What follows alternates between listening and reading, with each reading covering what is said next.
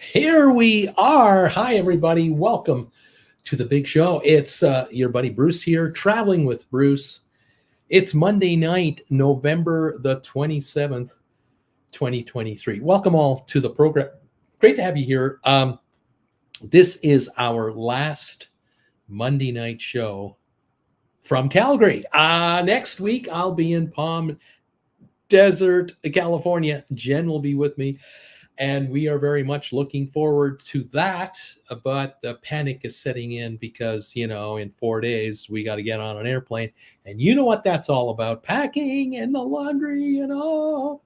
So welcome to the party, pals. It's great to have you here. We're looking forward to it. We're eager to get down there. We're eager to get Jennifer into the Eisenhower Medical Center. They are waiting for her. Just short of mid-month, we're going in, and she's going to have her pre-operation get-together with her surgeon, and then they will schedule her in for her surgery day, and we'll start setting up rehab dates, and away we go. Hip number 2, we're going to replace her second hip, and she will be fully rebuilt in the hip area, and we're very much looking forward to it. The good news these days is we're here in Calgary. We're not overdoing it. Jennifer is taking it very easy. She is very rarely in a situation where she's stressing her bad hip in any way. So that's a good thing. Everyone who knows her doesn't plan on anything that's going to, interfere with her well-being. So it's great. We're fine. We got back here October the 25th, a little over a month ago. We got back from our summer vacation, and we've just been resting and taking it easy. And we know that Saturday she'll walk into the airport and she'll sit down in a wheelchair, and we have airplane people pushing her right to the plane. And we get on the plane, and when we get off the plane in Palm Desert, there'll be someone with a wheelchair to assist us there. We're on our way, and we're good to go. 3 hours, 15 minutes after we take off, we're in perpetual summer weather, and we are where we will want to be. So fantastic. Looking forward to it, and we'll broadcast to you. I'll be on the air next Monday night from Palm Desert. I don't know what the background is going to look like. I have no idea. I'll kind of wing it. We'll figure it out when we get there. No big deal. So thank you all for joining me tonight and every night, every Monday night. It's good to have you through with us. Today, I have a few bits of news about the cruise business, and then I've got a cruise I'm going to tell you about that is really something else. So I'm going to talk to you about a cruise that you could take that, it's one of those lifetime things. But in any event, we'll get to all of that. Thank you, those of you who are here and saying hi to me. I got to say a special thanks to all of you live and all of you who watch on the reruns, because yet again, despite the odds, this live show attracts 40 to 60 people maybe during the height of the live show. But this show is watched by hundreds of people a week. 400 or 500 a week watch the show. So a lot of rerunners come in here, and it's to you I want to say, you guys are backing us up. All the folks watching live here do their part. They hit that thumbs up button for me to give us some forward momentum on the thumbs up numbers. Right now, we already have 19 thumbs up. I've only been talking for 4 minutes. But it's you rerunners out there who click that thumbs up button, and you guys get us over 100 thumbs ups every week. It's incredible. Every Monday, we hit 100 thumbs ups. Last week, 102, 103. The week before, 102, something like that. And I thank you. I thank you so much for helping out. It tells YouTube that the channel has a good rapport with the audience and the creator. And folks enjoy being here and promote the show. So thank you for all the help. Keeps us going. We love you. Robert was in the house first today. Robert Melhot, how you doing there, buddy? Well, number 1, 5:20 p.m., Waterbury, Connecticut. Welcome, my friend. So glad you're here. Sharon is in the house from New Jersey. Hi, Bruce and TWB family. A number 3 tonight on the thumbs up meter. Shady Hill Homestead. Hey, Bruce, I'm number 4. Ken Kareka. Hey, Bruce, on all from Saginaw. The temperature is 22 degrees out here, and we had our first snow overnight.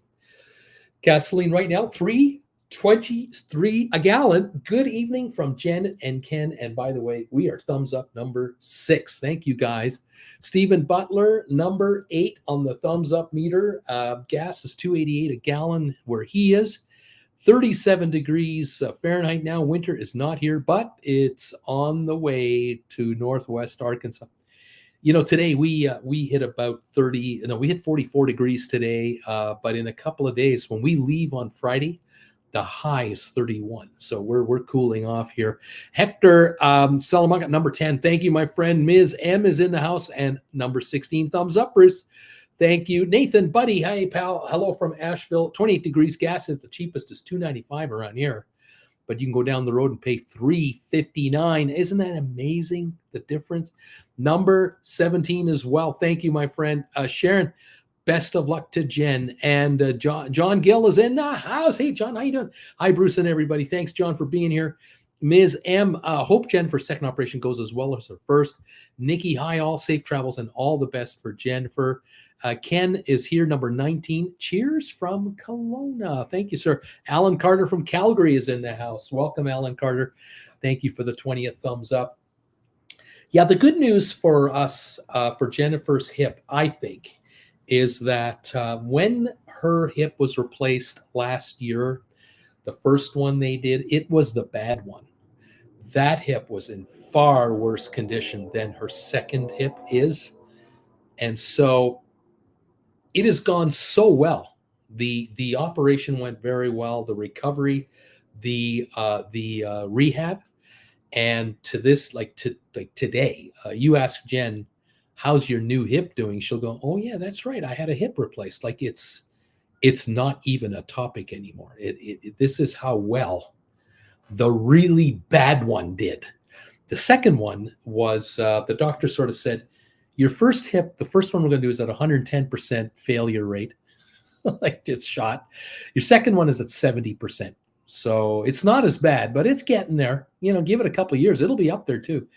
But he predicted that we would be in this year. He said, you'll be back next year to get the other one done because you're going to be so happy with the first hip that the second one will now be the problem child. Sure enough, he's absolutely right. And we're getting the second one replaced. So we think the operation will go well along with recovery. We're pretty optimistic. Pete Hoskins. Hi, Pete. Hi, Bruce and everybody. Guess you have to read about P&O out of Sydney to New Zealand, canceled and sent to Hobart due to the hull not being cleaned. Lots of bad press here. Cheers, Peter H. This is not the first time I've heard this kind of story. I have heard this kind of hull, particles on the hull and all kinds of crap on the hull. I've heard this before, and New Zealand is a stickler. Yes. Stephen, hello, Bruce. It's a chilly 20 out here in Lansing, Michigan. Gas is $3.05. Thank you, Stephen, for popping in. Pete, thank you. Rocky Grasso, the man is in the house. Hey, hi there, TWB friends. It's 47 Fahrenheit in Chesapeake, Virginia. Gas is $3.04 a gallon, and here's thumbs up. Number 12. I came in here early. Right on, man. David Sladen. Hello, Bruce. Here in Houston, it's $2.46 a gallon for unleaded gas. It's pretty good price. $2.46, man. That is, we can only dream of that up here. I bought gasoline. I think it was Friday afternoon. It was the first time. No, it'll be the last time that I pump gas into a car, all things being equal, until next year, June, because when we fly to California, we have rented a Tesla. We'll be driving a Tesla again. And so I won't be buying any gasoline, but I paid about $1.18 a liter in Canadian money. And don't mind me as I'm hanging on here by a thread, Let me just figure that out. 118 a liter times 3.7. That's $4.36 Canadian for a US gallon. So if I multiply this number by 70.72, $3.14. So that's about what we're paying for a gallon of gas in American money for an American gallon. About that. So just over $3. So you got us beat, no question about it. What surprises me all the time, is how the differences in price in gasoline is across the United States. But in the cheapest states like Oklahoma, Texas, and other regions, I'm somewhat surprised that a 5 or a 10 cent a gallon state tax isn't imposed to, I don't know, cover healthcare for people, for the poor of the poor, or I don't know, maybe more road projects, I guess. I don't know, but something. I mean, something into the coffers. But I will say this on that topic. Here in Alberta, where I am, we also have had traditionally the lowest gasoline prices in the country of Canada because we're sitting on it. And the local province says, look, we're making all this money from royalties, and all the oil that's brought out of the ground, it goes all over Canada and it goes overseas. We get royalties on all this stuff, and it goes to the provincial, cashier. It goes into the bank account. And this province is running billions and billions in surpluses. But I, as an old man, say it's okay. It's good to have a surplus. Always good to have governments bring in more than they need. That's okay. But you got to put away money for the next generation, because when that oil comes out, that one barrel comes out, you don't replace it. The oil down there took millions of years to be created. We're going to deplete all our oil in the next 50 years, 100 years. Millions of years of creation will be burned up, and there won't be any more. Now, I will grant you that we will likely be into very sophisticated electrical systems, maybe hydrogen or other fuels. But at the end of the day, those royalty dollars won't be coming in the future. So my children or children's children, grandkids, they won't have that gusher like we had. And so we should be stacking up the bank account and living off the interest on that money. Look at Norway with a $1 trillion or $2 trillion sovereignty fund. The interest on the money pays for the government services for the country. There you go. Because North Sea oil is running out, and that's where all that money came from. It's really fascinating. Kevin Chapman, the author, is here. Welcome, sir. Happy holidays, Bruce. Gas here in central New Jersey is $3.19 a gallon. Best of luck on Jen's hip. I am thumb number 24. Thank you, sir. Very nice of you. Double D, number 34, Bruce. I really need a cruise, man. I'm telling you, Bruce, I really got to get on a cruise. I need one bad, man. I need a fix. I hear you there.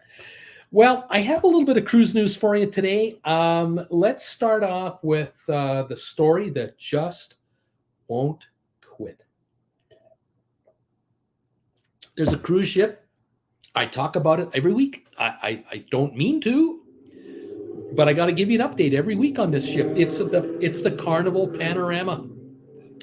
The ship out of Long Beach, California, that is going down to Mexico and back. It's now 5 years old. It's been sailing for 3.5 years, 1.5 years. COVID kept it just sitting there. Engine problems, real engine problems. They cannot get that ship to cruising speed. It cannot sail the distance from Long Beach down to Cabo, down to Puerto Vallarta, Mazatlan, and back in the scheduled time. It can't do it. And so they thought, we'll send the ship up to Portland, because in Portland, we can have the replacement parts needed. There are technicians there that can take the engines apart, replace the parts that need to be replaced, put the rest of it back together again, and we're good to go. Such a simple idea. The problem is, this particular ship, the Panorama, is the second largest style ship Carnival ever made. This ship is larger than all the other ships built before it, and it's too high, it cannot squeeze under the bridge in Portland to get to the dry dock. So the ship went to Portland. They found out that even in low tide, they couldn't get it under the bridge. They turned it around. They sent the ship up the Oregon coast, up the Washington coast to Victoria, British Columbia, Canada, where they are taking the funnel off the ship, that big whale tail. They're taking it off, and the ship will go back to Portland, under the bridge, into dry dock. They'll fix the engine. It'll sail back to Vancouver, to Victoria, again, back to Victoria, Vancouver Island. They'll put the big whale tail back on top of the ship and send it all the way down to Long Beach. That's what's going on right now. It's in Victoria right now to get its exhaust and muffler taken off. Is that unbelievable? I mean, it's just one thing after another, and they may have to cancel more cruises. I don't know for sure, but they might have to extend the shutdown of that ship. That's not good. And it's at the height of the year. We're talking January cruises coming up here. We're talking top dollar. This is the big time. This is winter, man. Oh, God. Another ship that caught the press is called the Norwegian Sun. The Norwegian Sun cruise ship. Now, I'm not exactly sure. I think I did a story, 5 years ago, 5.5 years ago, about Norwegian. And I think it may have been the Norwegian Star. It may not have been the Sun, but it looks like the same ship when you see the class of ship we're talking about. Anyway, the Norwegian Sun cruise ship, they just announced a couple of days ago, 22 cruises have been canceled, and the money has been refunded to passengers. And these are cruises that were supposed to start March 2025 until November 2025. There were no cruises after that had been available on that ship. Speculation, the ship is going to be offloaded. The ship's days are numbered with Norwegian. By the time February, March rolls around in 2025, so that's a year and 3 months, the thinking is the ship will be retired. Now, will it be sold to somebody else? Will it be scrapped? Nobody knows, but its days with Norwegian appear to be numbered. Now, that, of course, brings up the next question. If you've got a cruise booked on that ship in the last 6 months of that ship's scheduled lifetime, what rough shape is that ship going to be in? Because you got to ask yourself, hey, I'm Carnival. I'm Norwegian Cruise Lines, okay? And I know this ship is going to the scrap yard in 4.5 months. How much money am I going to put into this ship to keep it looking brand new? If I've sold out my cruises, I got paid for all these. People complain, so you complain. What are you going to do? I don't have to give you a free cruise on this ship ever again. This ship is toast. It's going to be interesting to see how the Sun is commented on by cruisers going forward now for the next year and couple of months. Okay, that's interesting there. All right. Now here's something. I read this story and I'm just shaking my head. I'm just going, man, I understand from one aspect why this story exists. I'm about to tell you. But on the other side, I'm just going, how ridiculous is this really? Okay, so, all right.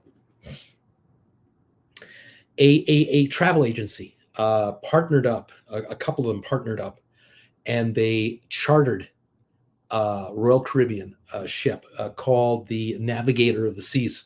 They've chartered the ship for 4 days in April 2024 coming up, and in July 2024. 4 days each cruise. I believe these are LA to Catalina, Ensenada, back to LA with one sea day. And they're trying to sell a Taylor Swift theme cruise. That's what they're offering. They're offering 2 Taylor Swift themed cruises, 4 days each, out of Los Angeles, on the navigator of the seas. Oh, the fine print in the contract, uh, it's not, this is nothing to do with Taylor Swift, the artist. She's not going to be on the ship. She's not going to be performing on the ship. This is not affiliated with Taylor Swift at all. This is a Taylor Swift themed cruise. That's what this is. So it's kind of like going on a Gilligan's Island cruise, I guess. They're going to have pictures of the captain and the millionaire and the actress and the professor, but you're not going to meet those folks. They're dead. They've all died of old age. In the case of Taylor Swift, she's very much alive, but at age 34, 35, and doing world tours in front of 60, 70, 80,000 people at a time, and a movie that's generated $248 million in 2 weeks, she's not going to get on a cruise ship for a 4-day sailing with 4,500 screaming fans. That's not going to happen. So I kind of wonder what is the point of this? Look, if they were to have 20 years from now a Beatle cruise, a Beatles themed cruise on a cruise ship, 20 years from now, I don't expect Paul McCartney or Ringo to still be alive because they'll be over 100 at that point. I just don't expect it. I'm not saying they can't live that long. I'm just not expecting it. But if they're going to announce a Beatles cruise, a themed cruise, what's it going to be about? What music are they going to play? Well, they're going to play Beatle music on the sound system. The big screen will have Beatles pictures and Sgt. Pepper's photos, and they'll play the movie Help. And yeah, well, for Taylor Swift, what was Taylor Swift? What are they going to do on the cruise ship? The movie is so new, they may not be allowed to show the movie on the big screen on the ship. They may not be able to do it. The music will be copyright protected. It'll cost them money to play it, and it has nothing. So I don't understand. I just don't get it. What memorabilia can you display on a cruise ship for 4 days that will impress people to probably pay $300 a night per person, no matter whether you're an inside room or not? Like, this is going to be expensive. I can't see this being a discounted cheap cruise. It's going to be a fortune. I just don't know what to make of it. I really wonder. I try to wonder, but I don't know. Kirk, hey Bruce and TW family. Kirk from New York City is here, and I'm busy at work. Welcome, my friend. Thank you for popping in here. Paul Romero, I was on the last cruise of the Panamera before it broke down. It's a shame, but I know what it's like. There you go. BW, Uncle Bruce, keep up the good work. Thank you, my friend. Sharon, I'm going to play devil's advocate here. I think a cruise with Taylor Swift music, Taylor trivia, friendship bracelet making events would be a lot of fun. And I'm going to agree with you. I am going to agree with you because if you were to have unfortunately, you can't have what we call a monkeys cruise. Hey, we're the monkeys. You can't have a monkeys themed cruise. Why? Because the teenage fans of the monkeys from the year 1967, if you were 15 years old, you were born in 52, you're 71 years old. All right. There's no way you can do a monkey themed cruise. Okay. And because daughters of the grandmas and granddaughters of those grandmas are not coming on a cruise ship because there's a monkey themed cruise. But a current artist like Taylor Swift, who's the hottest thing now in pop music right now, number one, this would be a good cruise for moms and daughters to take. This would be a perfect mommy-daughter getaway for 4 days. In that sense, I understand it. If mom can handle the music, she's into it too, then I understand it. And possibly the western half of the United States, northern, from Canada down, there could well be enough people who would want to do it. So again, I get it, but I kind of go, really? Stephen, Tina Louise Ginger is still alive. She's the last surviving cast member from Gilligan's Island. See, I learn something new every day. Spicy Android, I am number 30. Neat. Thank you, Spicy. Sharon, and 3 out of 4 monkeys are not with us anymore. That's right. Davy Jones is gone. Is Dolance the last one? Is Mickey Dolance the last one alive? because I think what was it, Peter Tork, he died, and the other guy that wore the beanie all the time, I think he passed away a couple of years ago too. Sharon, Taylor Swift inspired drinks would sell. There you go. And Sharon, I don't think you're the target audience for Taylor Swift. I think you're right. Not even my daughter. My daughter's 35. Not going to happen. No, that would not happen for her either. So no. This would have to have been 20 years ago for our daughter to have a work. Sharon, I think Mickey Dolenz is indeed the last surviving monkey. He was the drummer. BW, how about a stock-themed cruise, Uncle Bruce? Wink, wink from Stock Markets with Bruce. My viewers on Stock Markets with Bruce always ask me this question. I get this from time to time. Why don't you do a group cruise? We'll do a meet and greet on a cruise and invite everyone from Traveling with Bruce and everybody from Stock Markets with Bruce. We'll take over the ship. We'll cause mayhem. We'll totally, turn that ship up down. We'll have a great old time. And I keep thinking, I don't know if I want to be these rabble rousers. I don't want to be with these guys. My stock market channel people they're hooligans. You have no idea. I am pretty sure that the average age of the viewers of TWB as compared to the average age of my viewers on my stock market channel, those kids are younger over there and they're older over here. So that would make things interesting. But then again, good people on both channels. So, maybe I'm sure we'd all get along. But I don't have anything planned because basically all travel bets are off until Jen is fixed. So there you go. We're not going anywhere. We have to wait till Jen gets her new hip, gets her therapy done, builds her strength and flexibility, build her endurance, and then we'll see what we do next. That's only fair to Jen, and we'll see how it all works out. BW, the Outback Steakhouse will never be the same in Secaucus, New Jersey. I agree. The radical crowd that showed up, all the crowds that showed up in Secaucus, New Jersey, it was unbelievable. The staff of that restaurant breathed a sigh of relief both nights. Friday night when we were done our meet and greet here, and Saturday when we finished the other one. Thank God they're out of here.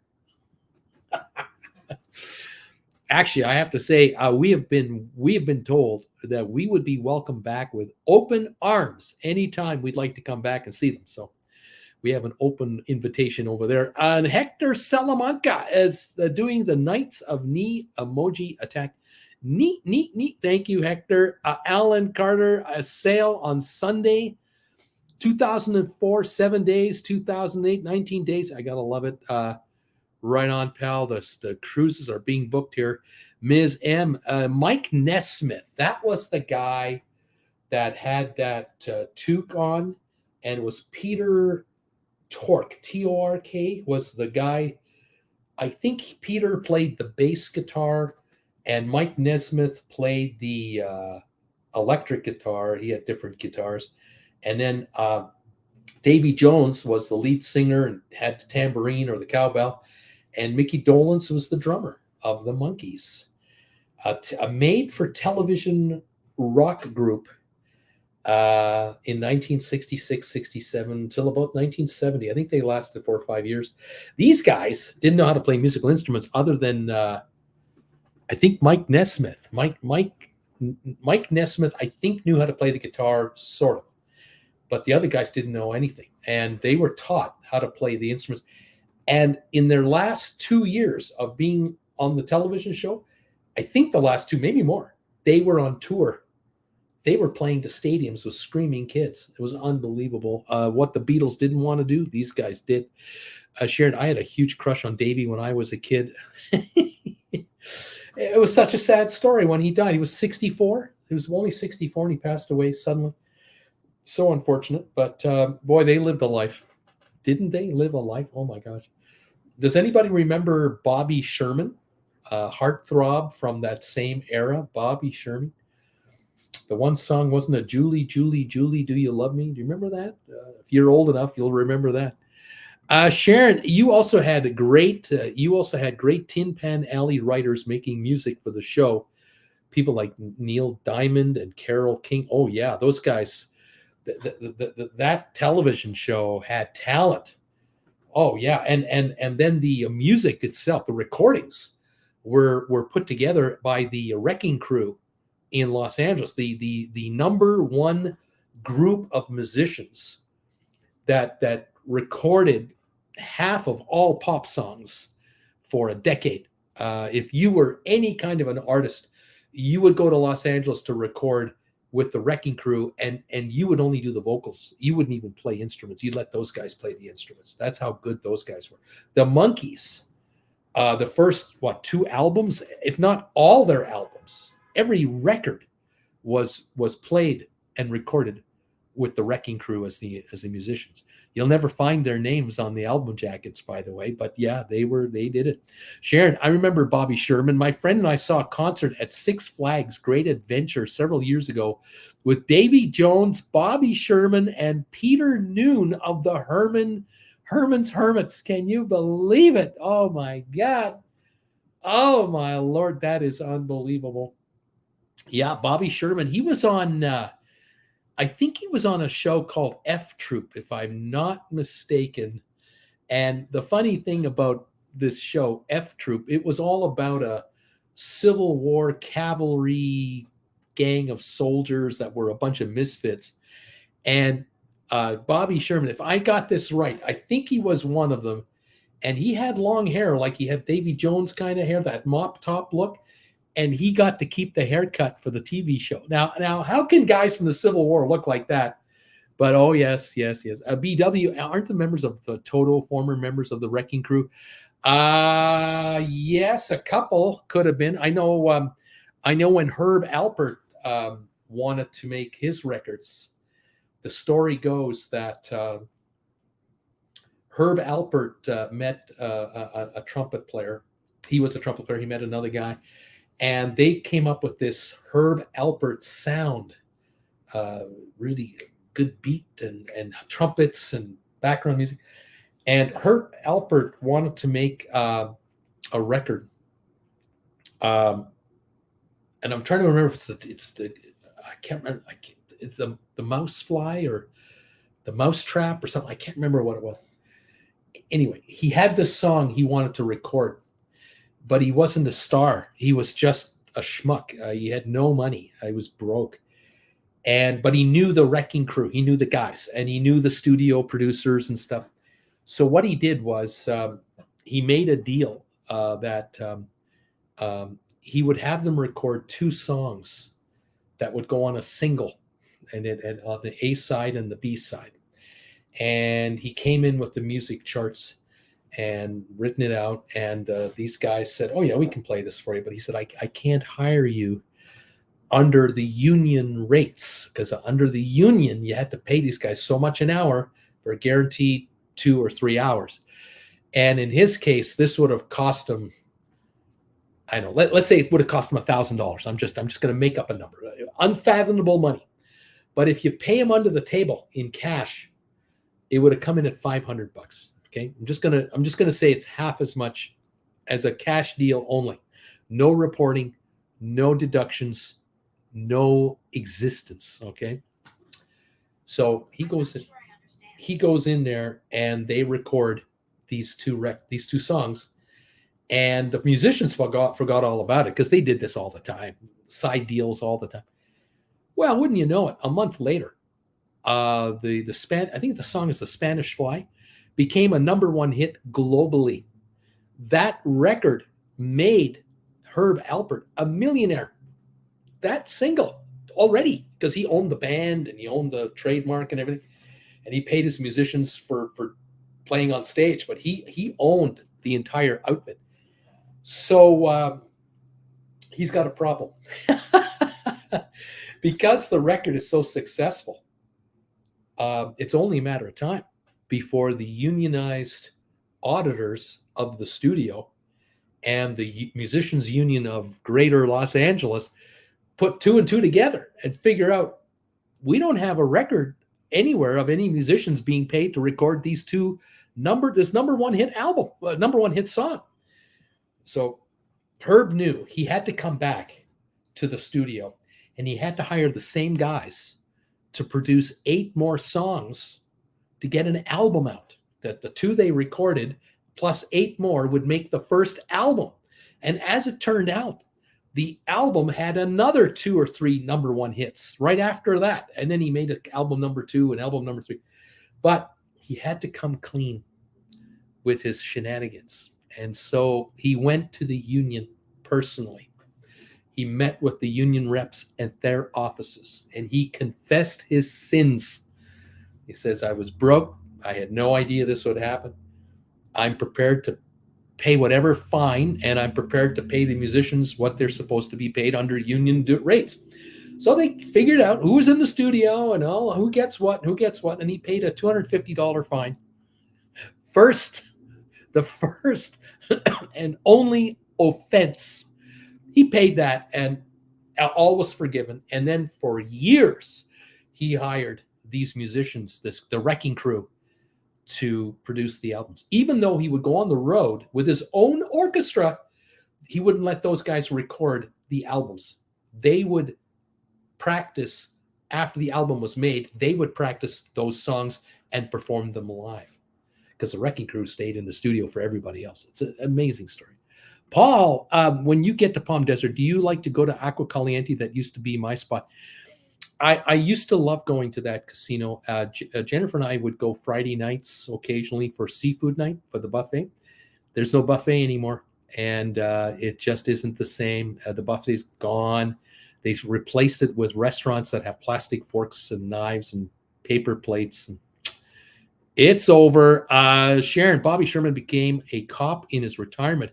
He was not on F Troop. He was on Here Come the Brides. Oh, yes. Thank you. He indeed had a great hair. Here Come the Brides. That's right. That's right. I'm trying to remember if there was another teen heartthrob that was on one of these other shows, but I can't remember. JJ, Rolling Stones tour commercials popping up every day. Unbelievable. Sharon, you want to get me going on Donny Osmond while we're revisiting my youth? Or how about the Partridge Family and that gang? Stephen Butler, Bobby Sherman, Here Come the Brides television series. Thank you, Sean. Or Stephen, thank you. Sharon, the Rolling Stones are touring in 2024. I swear to God that the tour is sponsored by AARP. Rocky. We saw Herb Alpert about 2 months ago in Virginia Beach. He still has the lips to play that trumpet, just like the old days. He and his business partner formed A&M Records.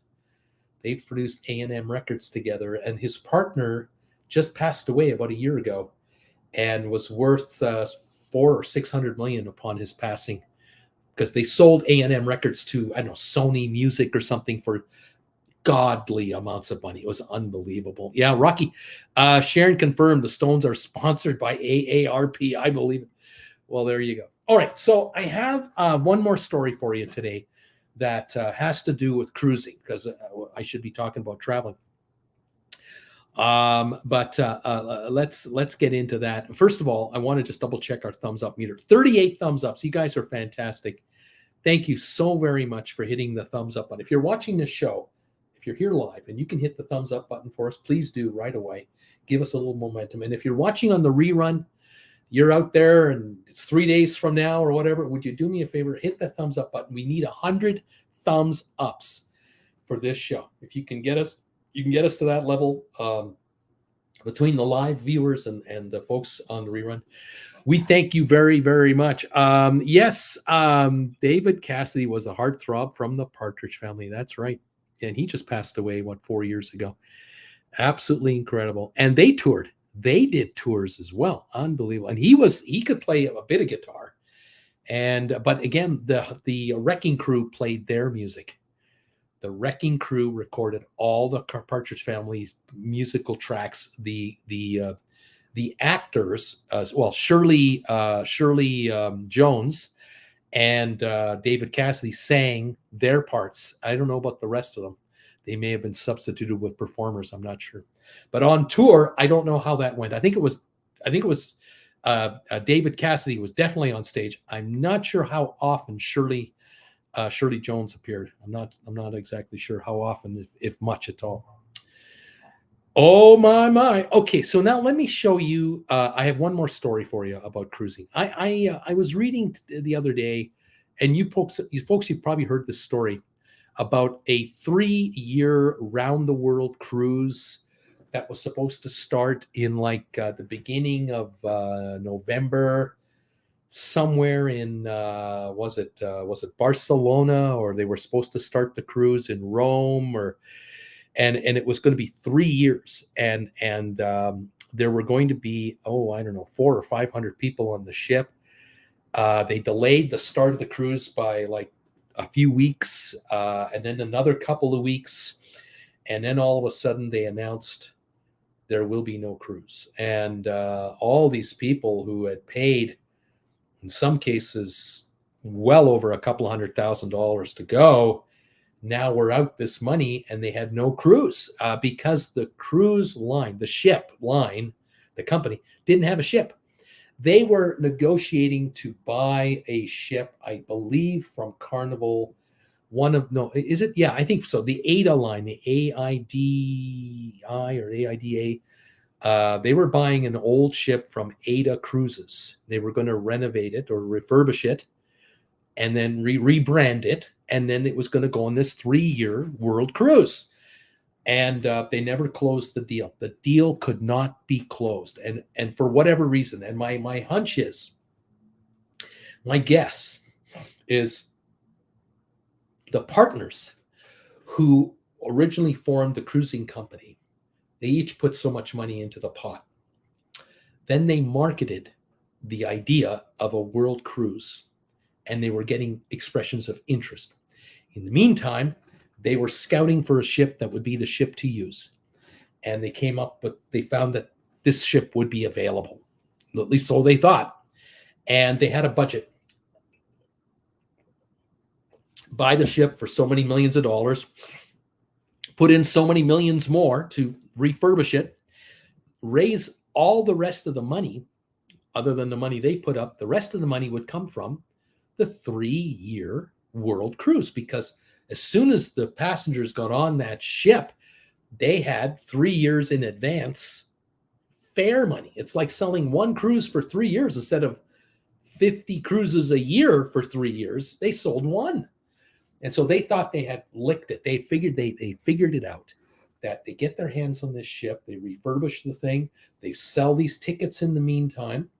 They're showing interior photos of these cabins with artist renditioning adjustments, and they figured they had it good to go. Well, they never got the ship. They were outbid for it by somebody else. How? I don't know. It's a mess. It turned into a complete debacle, and now they are promising to give people their money back over time. And of course, the problem for a number of these folks, they sold their homes, they sold their houses, because their thinking was, we're 65 years old. We're going on this once in a lifetime world cruise for 3 years. When we get back, we're going to be 68, 69. We're going to move into a senior center. We're not going to move back into our house. So they sold their furniture, had garage sales, sold a house. Because in the last year or so, houses have gone for top dollar, depending on where you are. And so there are folks right now who have nowhere to go. They went overseas to catch the ship, either Barcelona, Genoa, Rome, wherever they had to go. And they finally found out last week or 4 or 5 days ago, there will be no cruise. And now they've got 3 years. Where am I going to live? Where am I going? I'm in Europe. I have no home to go to. I sold everything. How would you like to be one of those folks? Okay, so with that story in mind, because that's been on the media now for several days, I thought I would show you an around the world cruise you can go on, and that I'm pretty sure is going to take place. But it's not 3 years. No. Because I personally can't imagine living on a cruise ship for 3 years straight.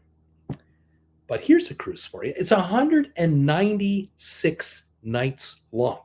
196 nights, and it's on this ship right here. It's on the Oceania Insignia, and this ship, this brand, Oceania, is owned by Norwegian. So it's a Norwegian cruise line cruise ship through the brand name Oceania. And this ship, about 4 years ago, was stretched. They cut it in half and stretched it and added 110 feet to it to add some more decks and a larger pool area and all that kind of good stuff. And so this ship will leave Miami on January the 5th, but not coming up January 25th, not 2024, but January the 5th, 2025. It's going to leave Miami next January. So you got lots of time to get ready for this cruise. Here's a shot from the front to the back, looking over the pool deck and the jacuzzis over there. And then we have a shot here of the back of the ship. I think this is a rear, an upper angled back shot. Here's the back of the ship there. Very nice, very nice. 6-star ship with all the bells and whistles. There's a main dining room with all the beautiful chandelier type glass up there. Here's another area here that another kind of a more of a casual, a little more casual place, but still real knives, spoons and forks and linen for your tablecloth. Here's another angle of the same place. That's the buffet, by the way. There's the low budget buffet. That's kind of nice. And we got a photo shot here, a shot of the casino. Not too many slot machines, but there's a few there. A couple of blackjack tables, a roulette wheel. And you want to go to the spa? They got those heated loungers right over there. Those, I love those. Oh boy, is that good. And here's a close up of one of the pools, the jet pools, spa pools in the spa. You see that guy there lying on that metal? It's like a metal rack, half underwater, half out of the water. Those are great. Those are absolutely beautiful. And then if you want to swim, you got the pool, or if you want a spa, there's a couple spas available for you. I think there's 450 passengers on this ship in total, 450. And this is one of the balcony rooms. Here's another one, not quite as big, but still kind of nice. Here's a shot of the the grand foyer, sitting area, and so on. And here's another shot of the upper level of the grand foyer. Not too bad. And like I said, there's the back of the ship right there. Now, you want to go on this cruise. They are going to ask you for this kind of money. If you want to have an inside room on this ship, there are only about 20 rooms. The $56,999 for almost 200 nights. You want an ocean view, that's over here. That's $60,299. And then down here, we got the balcony. You can get that for $79,599. That's that's about $400 a night per person. And then over here, if you want the suite, the high end, you're looking at $124,000 plus dollars. So you're talking $6,200 a night per person, 6-star. Now, if you go on this cruise, they'll give you some freebies. They're offering some specials. You'll get free prepaid gratuities for 2. And I can tell you, we're talking at least $18 a day per person. That's $36 a day times almost 200 days. $7,200 is the gratuities. You don't have to pay that. On board medical care. Is that important? Is that worthy? That's pretty important. Internet included, laundry services included, exclusive shoreside events, a visa package for Americans and Canadians. I guess that's all the paperwork for all these countries. Luggage delivery, a limit of 2 bags per guest at a maximum of 50 pounds per bag. In other words, they pick up the luggage from your house, and the next time you see the bag, in your room. 1 night pre-cruise luxury hotel stay, and a round trip transfer. I'm assuming from the airport closest to where the ship is in Miami. I'm guessing what that is, but that's probably what it is. Now, here's a map of your cruise. Now, you have to forgive me. This map is really faint, so pardon me on this. But you'll note, if you know where Florida is and you know where Miami is, just down here, you start the cruise off, and you'll immediately head for after a couple sea days, you're going to go to Saint Martin, and then Rosu, Dominica, and then then to Barbados. So you can see that right here, Friday. 2 more sea days, and then you're going into the Amazon River. So now let's go back to this map. So you can see here from Miami, when you leave here at the top, you're going around the outside of the Leeward Islands here, down to South America, and going in to the Amazon River. Okay. So let's follow that. 3 days of river cruising, and then you're in Salvador, Brazil, another sea day. Then Rio de Janeiro, Brazil, a couple of more sea days. You got Rio for 2 nights, by the way. Then you're in Uruguay, Argentina, Buenos Aires, and Uruguay again. That gets you from January 5th to February the 2nd. And then on the 3rd of February and 4th, the 5th, 6th, 7th, that's all sea days until you get to Tristan da Cunha. It's UK territory. A couple more sea days, 4 more, and then you're in Namibia, Walvis Bay. So let's look at that map. You come out of the Amazon River, go down to the very bottom of South America almost, and then you cross over to Africa, to Namibia. And now you're going to go under the south tip of Africa. So you're going to go Cape Town for 2 nights, Mosel Bay, Durban, Richards Bay for a couple of nights, Mozambique, and then you're going to the Comoro Islands, Madagascar for a couple of nights. Then you're in the Seychelles and the Maldives. So let's go back to the map. If you notice on the far side of Africa here, there's the Madagascar island there. And then a little further up are a couple of islands between there and India. And one of them is Maldives. And that is a beautiful, beautiful place. So you do that. After finishing with the Maldives, you're in India, Sri Lanka, and then you're going over to Thailand and Malaysia and ultimately to Singapore in March. So let's take a look at the map again. You go all the way to India over there, and then you're going further over into Malaysia, ending up in Singapore. All right. After that, you're going to Thailand, Cambodia, Vietnam, several spots, then to Hong Kong, Shanghai, China, Nagasaki, Japan, Kagoshima. You're going to Taipei, Taiwan, Manila in the Philippines, and then back to Malaysia and Brunei. So let's look at the map again. So you can see here the Asia part of the cruise, and you go north to Japan, and then you're coming back south, and you're working your way to, guess what? Australia. Now, this is April for Japan and Taiwan. So it's warming up a little bit here, especially the southern tip of Japan, certainly with the Philippines. Now in Indonesia, you're in the 80s. You've got Bali for a couple of nights. That would be April the 26th over here. Then you're going to Australia, starting in Broome, Geraldton, Perth, Brusselton, Albany, all these spots, Adelaide, Kangaroo Island, Portland, Melbourne, Geelong, all these places in Australia. Eden, and 2 nights in Sydney. You get to see the Opera House and the bridge. That's May 19th, 20th. Then New Zealand, kids. You're going to New Zealand. Look at all the stops in New Zealand you're going to make. New Caledonia, Vanuatu, Fiji, Samoa, Pago, American Samoa.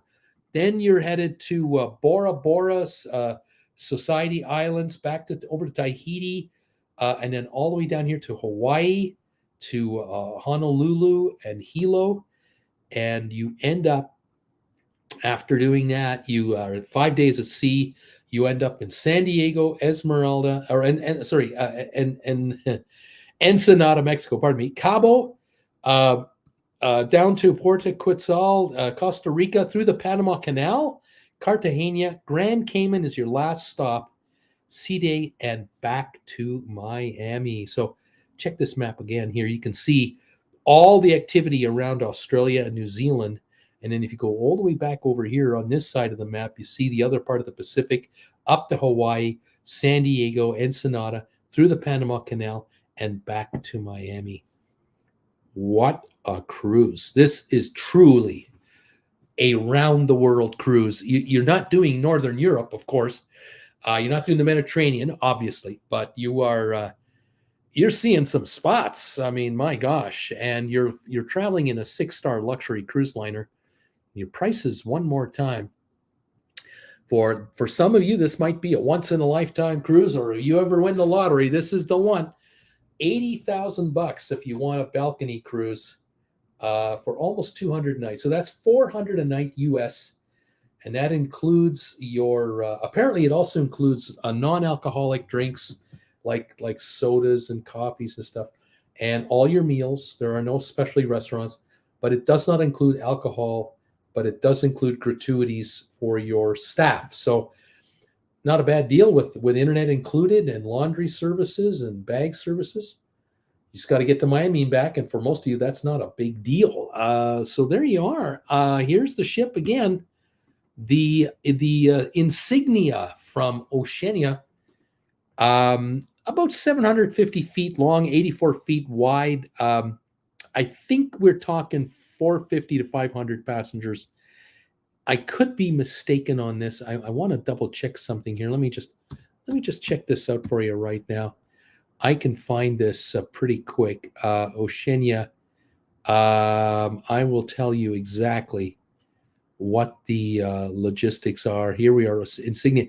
Built in 1998, last refurbished in 2018. That's where they stretched it out. 30,000 gross tons, 600 feet long, 84 feet wide, 670 passengers, and 410 crew members. That's the number.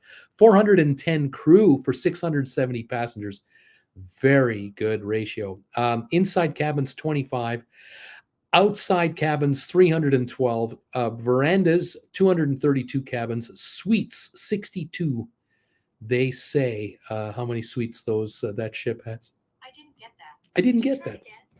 My phone is talking to me. Shut up. All right. There again are some photos of the Insignia. I think there are 8 bars on the ship and the different restaurants. And with all the stops, there are a few times where you'll have 4 or 5 sea days. But generally speaking, you're going to be on the ship, off the ship a lot during this cruise. And so you won't be as bored as you think you might be on the same ship all the time. Something also tells me that if I were to do a cruise like this, I'd get into a routine pretty quickly. And Jen and I would have our daily preferences that we would look after. But certain restaurants, certain food, certain spots in the ship we'd like to hang out. Certain times we want to get a nap. And heck, if I had free internet, I could do my shows from the ship. You know, if you guys were putting together a fund for 160,000 American dollars, Jen and I could take a balcony cruise on this ship, and I could broadcast for 200 days in a row from this world cruise.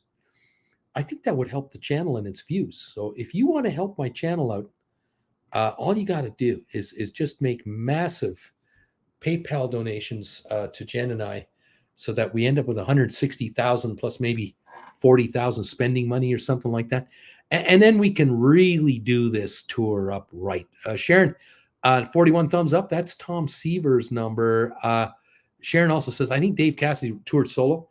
By the way, Shirley Jones was his stepmom, and she didn't know it when David auditioned for the show. How about that? JJ, Tristan is the most remote inhabited island in the world. It's home to around 250 people. How about that? BW, don't they ever have any concerns on a cruise that long? They have any major mechanical issues disrupting things long ways from maintenance bases? Actually, no, they don't, because many places around the world have what we call dry dock repair facilities. And on this ship here, if the unthinkable were to happen and they would have engine problems or something like that, and this ship were not able to continue on its travels, what they would then do is they would have the ship towed to the nearest dry dock, but all the passengers would be disembarked and flown home and given massive amounts of money as refunds. Keep in mind that cruise lines also carry insurance, and so they know that if for whatever reason the ship can't continue on, The cruise line has insurance to refund people and to cover this, but it'll still cost the cruise line money. I mean, they won't be covered for every nickel on this thing. But there have been issues. Certainly, it's mechanical. It's a ship. Anything can happen. But generally speaking, they would just cancel the cruise early and give everyone a refund, maybe a big fat credit towards another cruise down the road, give them first preference on a next year's cruise if they want to try it again. You never know. Something like that. Sharon, caveat, make sure that the high-speed internet is what's included, On MSC, we had free internet in the yacht club, but we had to pay extra for high-speed streaming. See, there you go. I would negotiate that with the cruise line because I would be telling these guys, hey, my viewers have sent me enough money for this cruise. You guys, you give me high-speed internet and watch me promote the living hell out of Oceania Cruise Lines. Give me a $10,000 onboard spending account. Watch me really promote this cruise. I mean, let's talk. Let's have a chat. I have a feeling that there can be an agreement come to pretty quick here. I might need Sharon to help negotiate this with me, but we'll see what's going on. Larry Blake, number 45 thumbs up, Bruce. You're almost halfway home. Rocky, 160,000. Ask the stock markets with Bruce, people. They can fund that for you. No problem. They'll take care of that in 15 minutes. You'll be on a ship before you know it, and you'll be doing your stock markets with Bruce from around the world, and you're traveling with Bruce from around the world. And heck, I'll be stuck in front of my camera for the whole trip. I won't be able to get off and see anything. I tell you. Happy to help, says Sharon. I'll help negotiate a deal for you. You just leave it to me, Bruce. I'll take care of you. Thank you, Sharon. Appreciate that. We need, we need representation, fair and firm. We have 47 thumbs ups on this channel. You guys are amazing. Thank you so very much for coming through for us. There's 40 of you here. We have 47 thumbs ups. Everybody is kicking in as best they can. The rerunners will be behind you, and they'll get us to 100. I feel it. I just feel we're going to make it. Thank you all. Absolutely, absolutely wonderful. A good tea, nice house says, hi, Bruce. It's been 10 months since my last cruise and anxiously waiting for the Icon in February. What's the longest you've gone between sailings? Oh, it's right now. I'm in the streak right now. The last time I was on a cruise ship was with Auntie Jennifer, and we were on I think we were on a 7-day cruise. If I recall, it was like 1, 2, 3, 4, 5, 7-day cruise. Norwegian Epic from Miami to Jamaica. Trying to remember what port we were at. Oco Rios, then to Grand Cayman, Costa Maya, back to Miami. We had a couple of sea days. 7-day cruise. That was January 2015. That was 8 years ago, and we were supposed to be on cruise ships in 2020. We were supposed to be on a cruise on Royal Caribbean in December of 2020. We're supposed to be on a cruise, 2 cruises in February 2021, and another cruise in July 2021.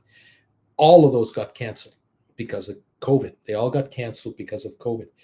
And by the time COVID ended, I had created my new channel, my second channel, Stock Markets with Bruce. And I was talking in January 2021, I was on the air every day live on the stock market channel talking about GameStop shares. And the world went nuts about that. And my channel over there went from 2,000 subscribers in December of 2020. By March, we had 106,000 subscribers over there. It was just ridiculous. We had people subscribing that had no business subscribing, and they eventually unsubscribed and went elsewhere. We were just the flavor of the month for a while. It was crazy. But that channel is still my most active of the two, and it takes all my time because I'm live every day on that channel Monday to Friday, talking about the stock markets and all kinds of stuff. So yeah, it keeps me going.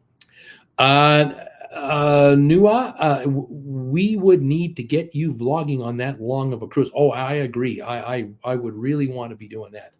Absolutely. I would take the advantage of that cruise to produce video that no one else would be producing. I'd probably be the only videoer, the only YouTuber on that world cruise. And so for 200 days, 196 days, oh yeah, for sure. Would I be looking forward to that? Oh yeah, I'd love to do that. But I'd have to talk Auntie Jen into something like that. 196 days. That's a long time. Now, if she might be able to convince Jennifer Jr., our daughter, she might be able to convince our Jennifer Jr. daughter to fly to Hawaii and or maybe fly to Australia and catch up with us there for the balance of the cruise, or from Australia to maybe San Diego, and then she'd fly back to Calgary from there, and we'd be with her for like 2 or 3 weeks. That might appease Auntie Jen enough to convince her, well, I can do that. The 6-star luxury dining and entertainment and bedding, that's nice and all, but I'd like to spend some time with my daughter too. So, we'd have to figure that one out. So thank you all. No, yeah, we'd be working. BW, and we appreciate that, Bruce, supporting you on all your networks. We appreciate doing that. Thank you very much. Oh my goodness, working away. We have now received 49 thumbs up. So if we get one more thumbs up, we're halfway to 100. And that is an accomplishment from the group here today, because we haven't had 50 people here all day at any one time. We've had them coming in, coming out. This is typical for the show. I appreciate you all so much for being with me today and tonight. And I hope you enjoyed the news, the stories, and this cruise. I want to wish you all the best. We'll see you next Monday from California. I will see you from Palm Desert, California, a week from today. Very much looking forward to it. We'll let you know how things are going when we get through that. And in the meantime, all of you have a great week. I hope you had a good Thanksgiving and you've recovered from that. And thank you so much for being here. Sharon, I got to go into laundry calls. Safe travels. Have a great week. Thank you, Sharon. You take care too. And all of you who are here now and watching the rerun, thank you all for your support of Traveling with Bruce, spelled with 2 L's. Paper City Gamer Jeff, have a great week. You too, buddy. Thank you, man. I appreciate you. I know you're always lurking. You're always there. All right, kids, enjoy yourselves. Be well. Behave yourselves, and we'll see you next Monday, okay? Stephen Butler, safe travels, Bruce and Jen. We'll see you on Monday from California. We got to 50, says LH. Yeah, 51 now. Oh, my goodness. We got 51 thumbs ups. Thank you, everybody. We only need 49 from the rerunners. You've done over half the lifting. You guys are awesome. Thank you so much. We'll see you next Monday from Palm Desert, California.